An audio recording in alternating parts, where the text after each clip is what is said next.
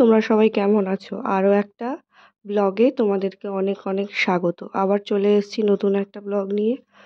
তো মায়ের বাড়িতে আছি, সকাল সকাল ঘুম থেকে উঠে পড়েছি।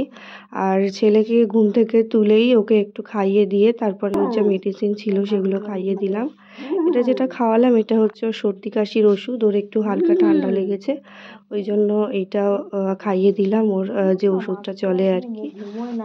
তো তারপরে ওর কপালে দেখতে পাচ্ছ কত বড় একটা কালো টিপ। ওর পাপা একেবারেই এসব পছন্দ করে না, আর আমারও পরিয়ে দেখলাম ওর সিম্পল থাকলে যতটা ভালো লাগে কালো টিপ পরিয়ে রাখলে কেমন যেন একটা লাগছে। ওই জন্য আমি কি করলাম, সর্ষের তেল দিয়ে একটা কাপড় নিয়ে ওর কপালটা আর কি পরিষ্কার করে দিচ্ছি।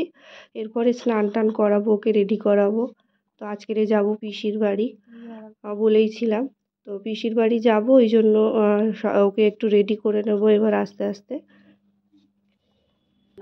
আমি ওকে রোজ সকালে ঘুম থেকে উঠেই রোদে শুইয়ে রাখি, কেননা হালকা ঠান্ডা আছে আর রোদটা এই সময় বাচ্চাদের জন্য খুব ভালো।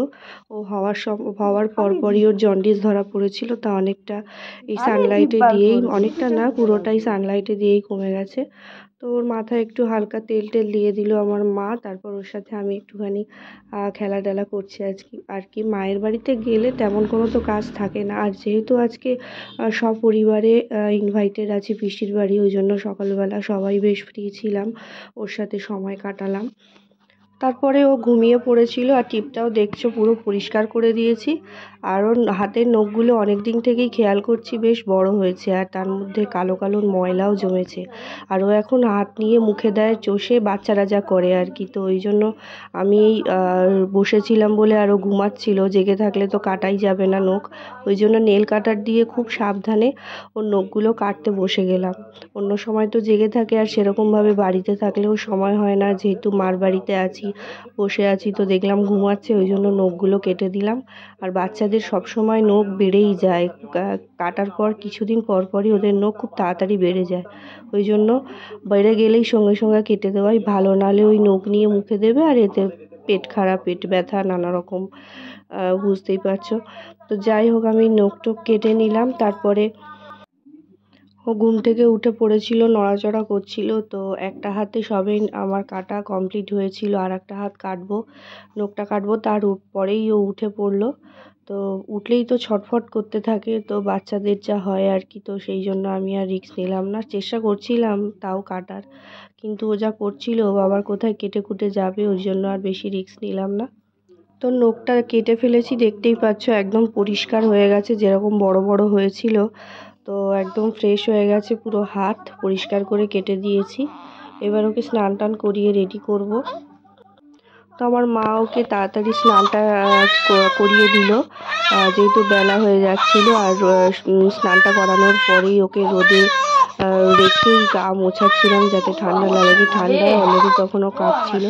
তো তারপরে আমি জামা কাপড়গুলো বার করে রেখেছিলাম, জামাগুলো তাড়াতাড়ি পরিয়েছিলাম, যেহেতু ঠান্ডা ছিল ওই জন্য ডবল করে জামাটা পরালাম। ভিতরে একটা হাফ হাতা জামা ছিল, আর তার উপরে এই জামাটা পরিয়ে দিলাম। দাঁড়া পাপা, এই তো